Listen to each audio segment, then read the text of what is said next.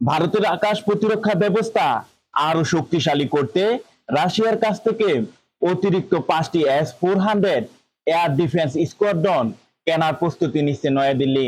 ভারতের প্রতিরক্ষা মন্ত্রী রাজনাথ সিং এর নেতৃত্বাধীন ডিএসি ইতিমধ্যে এই ক্রয়ের জন্য প্রাথমিক অনুমোদন দিয়েছে। এর ফলে এখন রাশিয়ার সঙ্গে মূল্য, সরবরাহ সময়সূচি এবং অন্যান্য চুক্তিগত বিষয় নিয়ে বিস্তারিত আলোচনা শুরু করতে পারবে ভারতীয় প্রতিরক্ষা মন্ত্রণালয়।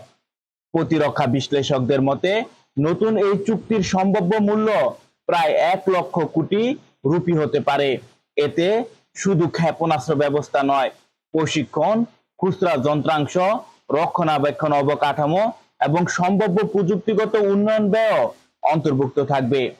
উল্লেখ্য, ভারত 2018 সালে রাশিয়ার সঙ্গে প্রথম S-400 চুক্তি স্বাক্ষর করে।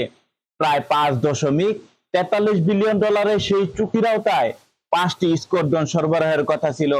এর মধ্যে 4টি ভারতে পৌঁছেছে এবং শেষ স্কোয়াড্রনটি 2026 সালের নভেম্বরের মধ্যে সরবরাহ করা হতে পারে। সূত্রগুলো বলছে, প্রথম চুক্তির সব সরঞ্জাম হাতে পাওয়ার পরেই ভারত দ্বিতীয় চুক্তি চূড়ান্ত করতে পারে।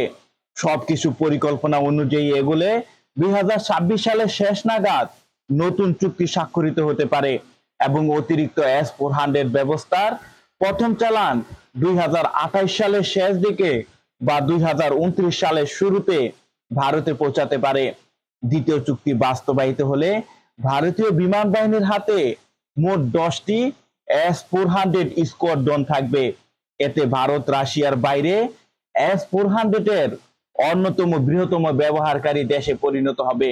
400 কিলোমিটার পর্যন্ত পাল্লার এই অত্যাধুনিক প্রতিরক্ষা ব্যবস্থা যুদ্ধ বিমান, স্টিল বিমান, ড্রোন, ক্রুজ মিসাইল এবং ব্যালিস্টিক মিসাইল শনাক্ত ও প্রতিহত করতে সক্ষম বলে দাবি করা হয়। ফলে দেশের গুরুত্বপূর্ণ সামরিক ঘাঁটি এবং বড় শহরগুলোর নিরাপত্তা আরো জোরদার হবে। এদিকে বিদেশি প্রযুক্তির পাশাপাশি নিজস্ব প্রতিরক্ষা সক্ষমতা বাড়াচ্ছে ভারত।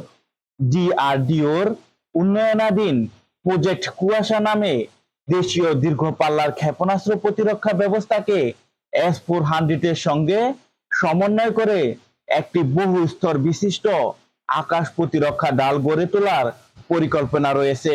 2028 সাল থেকে 30 সালের মধ্যে এই প্রকল্প সেনাবাহিনীতে যুক্ত হওয়ার সম্ভাবনা রয়েছে।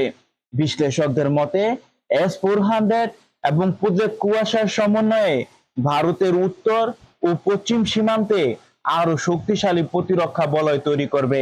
দীর্ঘমেয়াদে বিদেশি অস্ত্রের উপর নির্ভরতা কমাতেও সহায়তা করবে।